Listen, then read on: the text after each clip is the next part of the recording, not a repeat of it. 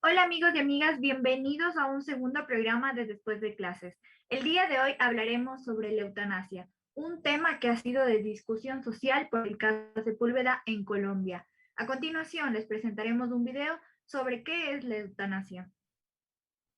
La eutanasia es la acción que acelera la muerte de un paciente desahuciado con la intención de evitar sufrimientos físicos y emocionales. Existen dos tipos de eutanasia. La directa es aquella que adelanta el deceso de una persona que tiene una enfermedad terminal y se divide en dos. La activa es en la que se utilizan fármacos letales y la pasiva, que consiste en la suspensión de tratamiento médico del paciente, lo que genera el deceso lentamente. Por otro lado, el segundo tipo de eutanasia es la indirecta, aquella que tiene como acción el suministrar medicamentos que generen la muerte al paciente desahuciado de una forma progresiva. La eutanasia actualmente es legal únicamente en Holanda, Bélgica, Luxemburgo, España, Canadá, Colombia y Nueva Zelanda.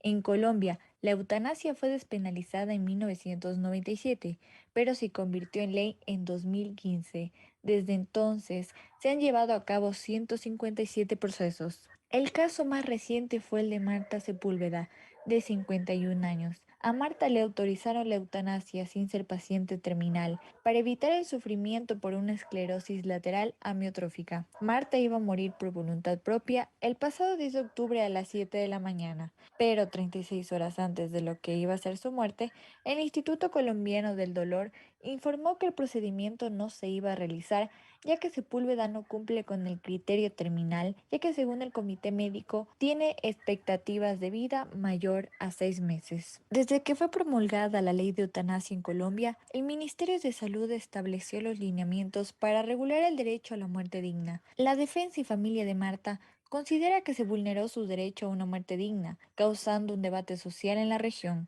Esta práctica está prohibida en la mayoría de los países, incluyendo Ecuador. La eutanasia despierta todo tipo de debates éticos. Sus defensores aseguran que evita el sufrimiento de la persona que rechaza la prolongación artificial de la vida, y los detractores, en cambio, consideran que nadie tiene derecho a decidir cuándo termina la vida del prójimo. Si este debate se lleva a cabo en Ecuador, ¿cuál sería la aceptación social que tendría y cuáles serían los debates éticos y legales que tendrían que enfrentar las autoridades? En Ecuador, actualmente la eutanasia no está aprobada como ley, de tal modo que la eutanasia como medio es un delito. El fin, aunque fuese para procurar una muerte digna, será igualmente penado y reprobado. Hoy conversaremos con Jorge Mora Varela, quien nos brindará su análisis sobre la eutanasia. Conozcamos quién es nuestro invitado en el siguiente video.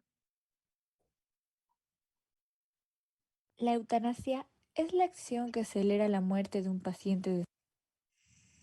Jorge Mora Varela, catedrático universitario, exdirector de la carrera de Negocios Internacionales de la Universidad Católica, investigador, analista, escritor de temas políticos y sociales, ingeniero de empresas, magíster en docencia universitaria e investigación educativa. Buenas tardes, Jorge. Gracias por acompañarnos hoy en nuestro nuevo programa Después de Clases. En este espacio estaremos hablando sobre la eutanasia. Sabemos que es un tema que aquí en el Ecuador no está en discusión en el pleno de la Asamblea y en las leyes, pero sí en discusión social, después del caso de Colombia, el único en América Latina que despenalizó la eutanasia y aún así se negó su derecho a una persona recientemente. ¿Cómo está, Jorge? Buenos días, gracias por la invitación, es un placer y a un tema tan controversial, de palpitante actualidad. Yo creo que el Ecuador es un país que debe prepararse, porque estos son temas a los cuales debemos ir. El mundo va hacia una ampliación de las libertades y eso es fundamental y por eso les agradezco a ustedes por la invitación. Ahora daremos pasos a las preguntas. Ujú. Buenas tardes ya, Jorge. Bienvenido aquí una vez más. Yo voy a comenzar con una pregunta que si bien es cierto es un poco fuerte, pero según su criterio, ¿la eutanasia se puede decir que es ética o no? Yo parto del hecho de ir reconociendo lo que es el ser humano. El filósofo argentino Darío Stanraiver plantea una idea que es tan conocida que es de perogrullo, sin embargo hay que decirla de nuevo. Nacimos para morir, y es evidente, todos vamos a morir. Y el asunto es que cada vez vivimos un poco más y más y más. Y el mundo global hace que la forma de vida tengamos diferentes formas, maneras, circunstancias. Y la eutanasia, yo creo que es una opción en un país donde debemos tener la oportunidad, las herramientas necesarias para poder vivir y morir en diferentes opciones. Recordemos, antes, por ejemplo, cuando yo era muchacho, la esperanza de vida en el Ecuador era 50 años, hoy son 80, y posiblemente cuando ustedes jóvenes sean adultos, a lo mejor sea 100, 115 años, ¿no es cierto? Y tendemos un poco a la vida eterna. Y entonces, ¿por qué seguir manifestando el hecho de que alguien podría decir, por ejemplo, que Dios nos dio la vida y Él nos quita? Ese me parece que es un razonamiento que ya no va. Yo creo que este alargamiento de la vida tiene también la obligación de terminar la vida en otras maneras. Me encantaría, me hubiese encantado, Daniela, yo nacer en un país más libre. Desde que yo nací en mi país, no se puede tener el voto facultativo. Es difícil, por ejemplo, el asunto de la interrupción del embarazo, el asunto de la eutanasia. Y siempre vivimos atados a esta serie de condicionamientos ético-morales. Y me encantaría tener un país libre, me encantaría tener el derecho al aborto, no para practicarlo, sino para tenerlo. El derecho a la anticoncepción, el derecho a la muerte, todos los derechos. Me encantaría poder ser parte de una sociedad de más derechos, aunque no los use. Sí, muy Entonces bien. no es un problema ético, es un problema más bien jurídico, es un problema social. Sí, buenas tardes, Jorge, otra vez.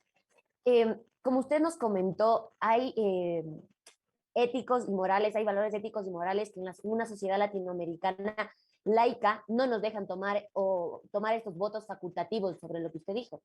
Pero vamos un poco más a la pregunta del inicio. Si este debate se lleva a cabo en el Ecuador, ¿cuál sería usted que sería la aceptación social que tendría y cuáles serían los debates éticos y legales que tendrían que enfrentar las autoridades?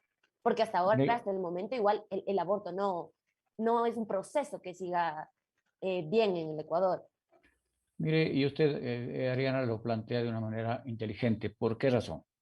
En el Ecuador hay que debatir. Yo creo que es un tema que hay que debatir muchísimo y por eso me parece fantástica la invitación y ha aceptado de muy buen agrado la iniciativa de la UDLA para discutir un tema candente y debe discutirse en muchos foros, muchísimos foros, antes de llevarlo a la Asamblea Nacional, porque ahí se politiza. Y en la Asamblea tenemos dos limitantes graves. Primero, son personas quienes legislan, son personas que no tienen necesariamente la formación adecuada, por lo tanto que siempre están habilitados por el prejuicio o por el complejo o el condicionamiento religioso. Antes de que llegue a la Asamblea, la sociedad ecuatoriana debe debatir de manera amplia, de manera descomplicada, en todos los órdenes, ¿no es cierto? Inviten a sacerdotes, inviten a médicos, inviten a investigadores, inviten a jóvenes. Yo creo que los jóvenes hoy, con aquellos millennials que van envejeciendo y los centennials y los que vendrán después, ellos son dueños de una nueva sociedad bajo nuevos parámetros. Los parámetros de los abuelos ya no sirven. Ustedes jóvenes tienen que plantearse una sociedad bajo nuevos términos, en los términos que ustedes deseen, en los términos que ustedes necesiten como jóvenes. Por lo tanto, esta discusión debe ser no para pasado. No me va a venir a legislar una señora complejada de 90 años. Posiblemente ella ya vivió su realidad, pero ustedes están en la obligación de construir un mundo para el futuro, donde los problemas, por ejemplo, de nacer, no nacer, de morir, no morir, sean cuestión de una discusión más bien de corte cultural, jurídica, inclusive ética. Pero están ustedes en la condición, esta discusión es para el mundo que ustedes deberán marcar y construir para el futuro, para ustedes y para su familia. Sí, Jorge, justamente como estaba usted comentando este tema en la Asamblea, la última vez que se habló de la eutanasia en la Asamblea fue en el 2018, cuando la Comisión de Salud analizaba un proyecto de Código de la Salud que incluía esta acción. Sin embargo, en este caso voy a tomar el nombre de Poli Ugarte, era activista y en ese tiempo era legisladora. Fue la primera en oponerse y en solicitar la suspensión de la observación de este tema. Según su criterio, ¿por qué debería ser parte la eutanasia de la ley? ¿Debería serlo sí, no y por qué? Miren, el mundo es un proceso permanente de liberación. Aquella historia de Platón, de salir de la caverna de Platón, es un constante salir y salir y salir y salir. Entonces, por ejemplo, la Revolución Francesa, la contracultura del 68 en el siglo XX, del cual cuando yo fui niño me encantaba la contracultura. Entonces ahí se planteaban cosas como la liberación de la mujer, la participación, la igualdad, la equidad de género, ese tipo de cosas que nacieron ahí. ¿Qué sería del mundo si no se discutieran estos temas controversiales? ¿Por qué no discutirlos? Yo sigo pensando que el mundo donde nació el cristianismo, el mundo de hace 20 siglos en el Medio Oriente, es un mundo para ellos. Eso no puede marcar la vida de Occidente o de ustedes o del Ecuador de ahora. La vida, por ejemplo, de la conquista española del siglo XVI no puede marcarnos. La vida del siglo XX no puede marcarnos. El mundo es un proceso en construcción y los actores deben ser las personas que asuman sus verdaderos retos y su libertad. No podemos dejar, o ustedes jóvenes no pueden dejar, que sean otras personas las que les digan cómo vivir, en qué creer, qué debe ser penalizado o qué no debe ser penalizado. Si ustedes en una discusión libre, las personas de 20, 30 años, de 15 años, 18 años, las que quiera, jovencitos, deciden, por ejemplo, que la eutanasia no se debe aprobar, de acuerdo, pero que sea una resolución de ustedes, producto de su misma resolución, de su mismo razonamiento, que sean ustedes los actores propios de su propia vida. En este caso, miren, como decía hace algunos años en el Ecuador, alguien dijo que se archive porque no es ético, no es moral, no nos corresponde, pero esa discusión no les representa. En este caso, por ejemplo, esta lucha tan hermosa de los pañuelos verdes, me parece linda, no sé si estoy de acuerdo o no, pero es una lucha necesaria, absolutamente necesaria. En esta discusión, cuando la vida se alarga hasta los 100 años, la discusión tiene que plantearse y dejemos que las personas con pensamiento viejo y caduco ya no participen, porque esas personas ya jugaron su rol histórico, es el momento de las nuevas generaciones. Sí, Jorge, perdón. Como usted comenta, este proceso evolutivo es muy lento porque los temas de salud están argumentados mayormente en valores religiosos, como lo es el aborto y lo que estamos ahorita tratando, que es la eutanasia. ¿Usted cómo cree que podríamos hacer estos procesos de una manera más efectiva y mucho más rápida? Me parece que lo que estamos haciendo es importantísimo. Antes había que ir a la iglesia para que el cura nos diga en qué creer. Hoy las redes sociales nos han dado una libertad fantástica. Entonces, el uso de este tipo de discusiones es moderno, supera a los pobres personas de 60, 70, 80 años, como que no nos pueden entender, o ustedes jóvenes que manejan una serie de filones de razonamiento nuevos. Las redes sociales tienen un papel importantísimo para no imponer, sino para poner en la discusión. Los foros, las discusiones, los chats, ese tipo de cosas hacen que las personas puedan ir como consensuando de una manera un poquito más rápida aquellas ideas que podrán ser los ejes centrales que marquen la vida del siglo XXI, en la mitad o en la segunda parte, donde ustedes deberán ser adultos.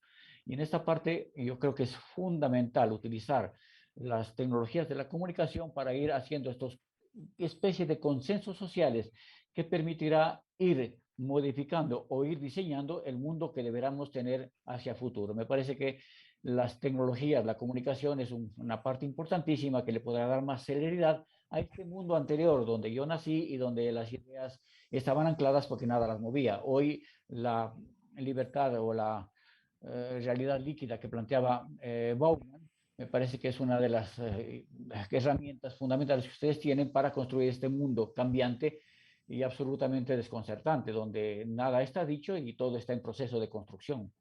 Sí, Jorge, es cierto todo lo que usted dice, pero bueno, vamos un poquito a lo que dijo al principio la primera pregunta específicamente, según la religión. Según datos publicados en el INEG, el 91.95 de la población ecuatoriana afirma creer en una religión, sea la religión que sea.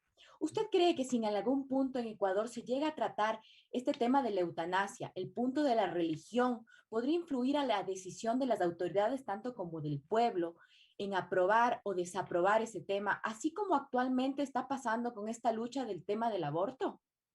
Déjeme contarle algo personal. Yo, como le decía, me gustó mucho la contracultura. Yo soy parte de la teología de la liberación luego del Concilio Vaticano II. Y esto te da no una cierta libertad en cuanto a la manera de pensar de esta iglesia tradicional que luego la puso el Papa Juan Pablo II. que la volvió a imponer. Pero yo creo que finalmente ustedes son personas, yo no he dicho que la religión tenga una implicación negativa. Lo que sí estoy en contra es que se crean dogmas que son intocables. Me gusta mucho la sociedad crítica, me gusta muchísimo el pensamiento crítico. Aquel pensamiento que te dice, mira, hay una idea que tiene que deconstruirse y que tiene que volverse a construir. Nadie ha dicho que la religión sea una atadura, sino más bien la atadura está en la cabeza. Cuando uno dice, es que la iglesia dice, es porque no lo estás pensando. Posiblemente haya ciertos dogmas de orden religioso, moral, de defensa de la vida, como lo plantea la Iglesia, pero yo tengo la libertad absoluta de pensar bajo los nuevos parámetros. Yo soy un defensor de la deconstrucción de las ideas, aquellos que me permiten romper los paradigmas. En este caso, no me agrada muchísimo la posición, por ejemplo, del Papa Francisco, una persona que está anclado al medioevo, pero si me dice que el Papa Francisco domina mi vida, sería una mentira. Yo hago lo que finalmente creo y quiero. Y entiendo que esa es la libertad de los jóvenes, el poder discernir y el poder desmarcarse de los dogmas obligatorios que intentaron ponernos durante 2 milenios. Y en este caso yo creo que es un momento espectacular de la sociedad donde los jóvenes tienen la capacidad y la potestad de la libertad. Sí, Jorge, pero en este caso, sí se ha habido influido un poco las creencias en esta parte religiosa en los asambleístas, ya que ellos son prácticamente los que están aprobando. Tal vez sería una solución poner este tema a una consulta popular más que aprobarse en una asamblea, tal vez para que la población tenga un poco más el peso de decidir sobre esta ley y no tal vez la asamblea, ya que como podemos comparar el caso del aborto, no se ha aprobado por este tipo de cuestiones, por el tipo religioso y las creencias de los legisladores, que es lo que no permite llevar un paso más allá. Y mire cómo los jóvenes vencieron, y permítame recordarle algo interesantísimo. En la ciudad de Quito, hace algunos años, había las corridas de toros y entonces había el maltrato del animal y toda la muerte aquí en la avenida Amazonas, ¿no es cierto? En este caso, a través de una consulta popular, los jóvenes, por mayoría, decidieron que no a la muerte del animal. Y ese fue un gran triunfo de los jóvenes a través de una consulta popular y me parece fundamental. Esa es una gran herramienta y mire qué bueno que me lo hace acuerdo porque claro que hay personas que tienen el poder y a veces la Asamblea Nacional, que está construida por una serie de personas de muy baja preparación, que nuestra Asamblea Nacional está llena de personas con prejuicios y con falta de formación. Y entonces, como usted lo plantea, Cristian, y permítame felicitarla por esta iniciativa, a lo mejor, si esta idea se pusiese en la Asamblea Nacional y los jóvenes pudiesen participar como lo hicieron para prohibir las corridas de toros, yo creo que hay una gran herramienta y podría ser una gran solución para modernizar el esquema de pensamiento de los ecuatorianos y romper con estos viejos paradigmas que nos tienen anclados al pasado. Sí, sí, Jorge. Y bueno, vamos un poco al caso de Marta, ¿no? Porque es un caso cercano a nosotros y a un contexto un poco más amplio. Me permito dar estos datos a todos nuestros televidentes y a usted también, que en Chile, bueno, los pacientes en estados terminales pueden rechazar la continuidad de los tratamientos. En la Ciudad de México también permiten que pacientes en estado terminales rehacen los tratamientos palatinos. Y en Uruguay cuentan con una ley conocida como la voluntad anticipada o del buen morir. En este caso que conocemos de Marta en Colombia, ¿cree que se negó justamente o habría argumentos claros para negarla según su criterio? Miren, hay un caso emblemático y el más extremo es de un empresario australiano que estando absolutamente sano, al cumplir 50 años dice ya no quiero vivir. A él no le duele nada, no está enfermo de nada. Cuando yo lo pienso y el tipo se va a Suiza y pide la muerte porque ahí la puedes comprar. Y entonces hace utilización de eso. Es el caso extremo. Si usted me pregunta, Ariana, yo como Jorge Mora, yo estoy en este caso absolutamente a favor de la libertad del libre albedrío. Yo creo, como le decía, me encantaría que en el Ecuador tengamos la posibilidad de una serie de herramientas para tener la opción de aceptarlas o no. No me gusta que me condicione mi libertad, no me gusta que alguien me tenga como atado a su modelo de pensamiento. Yo soy un amante de la libertad, aunque no lo use. Y en ese sentido, en Colombia me parece que superó la expectativa. ¿Qué es lo que rompió el paradigma? La señora pide la eutanasia, la ley se la concede, y luego ella se muestra contentísima. se ríe y con el hijo y está contenta porque el domingo ya va a llegar la fecha y va a morir. Se viraliza el video y estos elementos conservadores de la sociedad colombiana, que se parece bastantísimo a la ecuatoriana. Estas personas dicen, pero ¿cómo se va a morir si está contenta? ¿Qué quieres, que me muera estando desesperado o triste o mal vivir? Yo creo que hay un irrespeto a la misma norma aprobada en Colombia en el año 98. Y miren, jóvenes, que en Colombia se aprobó en el 98 y a los 2021 hasta ahora no se regula porque es un tema absolutamente complejo. Yo creo que el buen vivir o el buen morir no tiene que ver solamente con las enfermedades, sino también con las enfermedades físicas, sino con las psicológicas. Y también, como les recuerdo, este empresario australiano que dice, no, yo ya cumplí 50 y me quiero morir, y punto.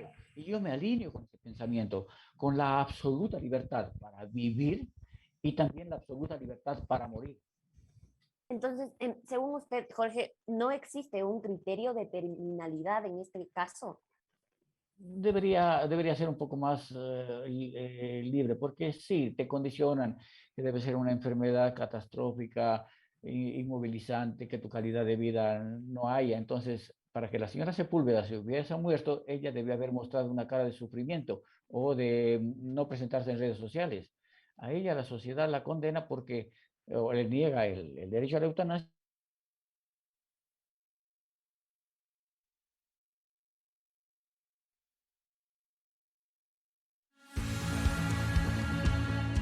Para mí estudiar esta carrera en esta universidad ha sido una experiencia muy gratificante que me ha permitido explotar y desarrollar todas mis habilidades. Tienes que poner en práctica todo lo que has estado aprendiendo por años, sobre todo en el Udalachane, que te toca cumplir roles como ser reportero en eventos importantes, en mi caso en las elecciones presidenciales. Puedes sentir la experiencia real de cómo es este oficio, de cómo es esta profesión. También, y no solo en el Udalachane, sino también con las materias de radio. Produces tú tus propios contenidos audiovisuales también. Es por eso que para mí ha sido un reto realmente estudiar aquí, pero asimismo una gran experiencia. Tú puedes saber cómo es en realidad este oficio. No tienes que literalmente salir al mundo laboral para descubrirlo, porque tú sientes la experiencia de cómo es realmente esta profesión dentro de las aulas.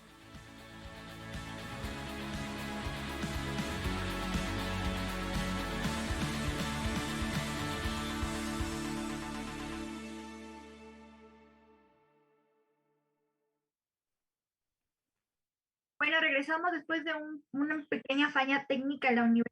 Sin embargo, Jorge nos estaba comentando. Adelante. Yo planteo el hecho de que ¿cuándo se acabaría la eutanasia? ¿Cuándo pierde sentido? Cuando los cuidados paliativos se desarrollen más. La persona llega a la desesperación cuando sabe que su dolor o su enfermedad o su estado de soledad o de frustración o de cualquier tipo de forma no tiene solución. Hoy la tecnología, la medicina tiene una serie de opciones paliativas. Entonces dice, a ver, mira, ¿quieres morirte o quieres vivir de esta forma? La necesidad de morir se va a eliminar. Pero eso no opta que si el desarrollo tecnológico de los paliativos se desarrolla a tal nivel, eso no significa que no se deba tratar la eutanasia. La eutanasia es un derecho que debe trabajarse, insisto, aunque no se use. Por supuesto, el aborto no debería practicarse porque hay los anticonceptivos, pero el hecho de que haya anticonceptivos no significa que no deba trabajarse el aborto. Es algo absolutamente necesario. Las personas tienen conocimiento. Pensemos en esto. Ustedes pueden educarse en YouTube. El hecho de que exista YouTube no significa que no deban haber las universidades, por ejemplo. Insisto, en el caso de la eutanasia, el hecho de que haya paliativos no significa que te exima la obligación moral, cívica y jurídica de los pueblos para darle esta herramienta a los seres humanos para que la tengan, aunque no la usen. Claro que sí, Jorge, y tiene toda la razón en todo lo que usted dice. Vivimos en una sociedad supuestamente laica, que tenemos el libre albedrío de decidir, más no, al menos aquí en el país, no es tan claro ese libre albedrío. ¿Por qué cree, y mi pregunta es la siguiente, ¿por qué cree que la eutanasia no ha sido parte del debate social en Ecuador durante los últimos años? ¿Cree que los jóvenes debemos involucrarnos más en el tema de política, en el tema de salud pública más que nada, para que estos temas que son fundamentales, como usted lo dice, se traten más vayan a la asamblea, se hagan consultas populares, como mencionó Cristel, inclusive que se aprueben a un futuro. ¿Cómo cree que podemos hacer nosotros, los jóvenes, que somos las nuevas generaciones, como usted lo mencionó, para que todos estos proyectos que están en auge en otros países también estén en auge en el nuestro? Por supuesto, mire, solo permítame recordarle algo. Yo nací en un tiempo un poco estoico. Es decir, si me duele algo, me lo aguanto. O sea, así éramos las personas de antes. A tu padre, a tu madre o tus abuelos les duele y bueno, ya nada. Pero ellos nacimos en otro tiempo donde si te dolía algo y no había, la medicina ya nada, era voluntad de Dios. Pero el tiempo cambia. Y entonces son los actores políticos. Por eso es que me encanta cuando los chicos, los jóvenes, las personas de menos de 30 años, alrededor de 30, un poquito menos, participan en las votaciones en la Asamblea Nacional. Ya esos viejos nombres, estar insistiendo en los mismos apellidos, los mismos personajes que hasta los 80, 90, 100 años siguen siendo asambleístas, candidatos a la presidencia. Ahí hay un rol cívico, político de los jóvenes. Debes participar. Si eres ciudadano, si tienes mayoría de edad y tienes inteligencia, voluntad y libertad, es una obligación tuya participar en política. Es algo que debes no dejar a otros, porque si dejas que otros hagan tu vida, luego no te quejes. Entonces hay un llamado para que jóvenes que con un pensamiento no solamente de las izquierdas, las derechas también, ¿por qué no? Las derechas políticas, las derechas económicas deben participar. Es decir, este espacio de arcoíris, de un abanico político diverso, enriquece a los pueblos. Por lo tanto, me encantaría que en la Asamblea Nacional sea mayoría de jóvenes. Y por supuesto que estas personas que tienen formación universitaria, que tienen la capacidad de hablar otros idiomas o que pueden haber viajado a muchos países, enriquecen al Ecuador. Miren, Latinoamérica se retrasó porque aquí a Latinoamérica, a la América hispánica, solamente se podía venir si eras católico y español. Y entonces tuvimos una migración monocromática. ¿Por qué los otros países del mundo son mucho más desarrollados? Porque ellos tuvieron la influencia del mundo. Los Estados Unidos fueron migrantes de todo el mundo. Pero hoy, a través de redes sociales, se puede, por ejemplo, permear las ideas. Me encanta cuando van los chicos a clases y preguntamos algo y hablan, el doctor Google te responde de cualquier parte del planeta y si hablas 4 o 5 idiomas, muchísimo mejor. Y en esa medida, yo creo que los jóvenes que son hiperconectados, que son parte de nativos digitales, le harían mucho bien al Ecuador si participan en los eventos sociales como la política. Sería un gran aporte que le harían al país porque lo rejuvenecerían, le darían mayor amplitud de espectro y sería una transformación real para este país que durante 300 años, 200 años, solamente se desarrolló bajo una idea monocromática de ser católico y de ser de descendencia española. Yo creo que la posibilidad de ser cosmopolitas nos da una gran posibilidad para que el Ecuador entre a un espacio de modernidad con todo lo que implica, ¿no es cierto? Donde puedan los jóvenes abrir una legislación mucho más inteligente, más moderna, más humana, para que les permita a las personas tener una gama de posibilidades para vivir de cierta manera o también para vivir o morir de la manera que ellos puedan decidir, con absoluta libertad, en uso perfecto de la libertad y del libre albedrío. Bueno, muchísimas gracias. Hemos llegado al final del programa. Le queremos agradecer, Jorge, por estar aquí el día de hoy con nosotros en este programa, por compartirnos sus conocimientos. Y bueno, esperamos tenerle en una siguiente ocasión.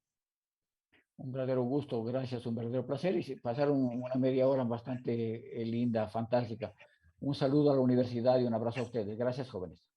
Gracias. Muchas gracias a todas las personas que nos ven el día de hoy. No se olviden que mañana también tenemos el programa Después de Clase, donde se tratará el tema de la educación superior. Nos vemos el día de mañana. Gracias.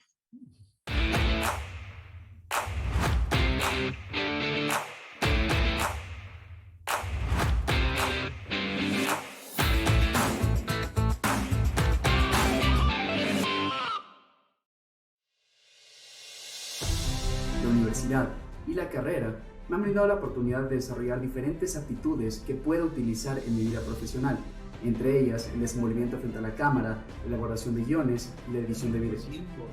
Por medio de mis profesores, he aprendido de sus experiencias, que me ha inspirado a ser un mejor profesional.